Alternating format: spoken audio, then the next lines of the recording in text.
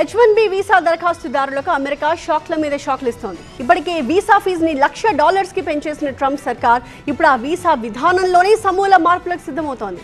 ఫిబ్రవరి నాటికి H1B visa మరింత కఠినం కాబోతోందా?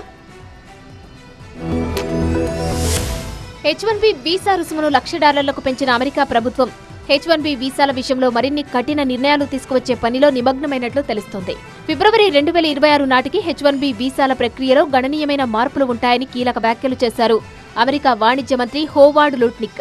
H1B వీసా విధానంలో లోపాలను సరిచేసి ఫిబ్రవరి 2026 నుంచి కొత్త సంస్కరణలను అమలు చేయనున్నట్లు తెలిపారు.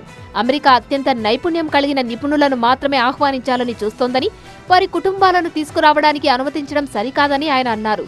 $1,00,000 ఫీజు కారణంగా రానున్న రోజుల్లో ఆ వీసాపై వచ్చే వారి సంఖ్యలో మార్పు ఉంటుందని అంచనా వేశారు. H1B వీసా విధానంలో ఈ మార్పులు భారతీయ నిపుణులపై ప్రభావం చూపనున్నాయి. భారత్ నుంచి ప్రతి సంవత్సరం లక్షలాది మంది సాఫ్ట్వేర్ ఇంజనీర్లు, ఐటీ నిపుణులు, ఇతర రంగాల నిపుణులు H1B వీసా ద్వారా అమెరికాలో ఉద్యోగ అవకాశాలను పొందుతున్నారు.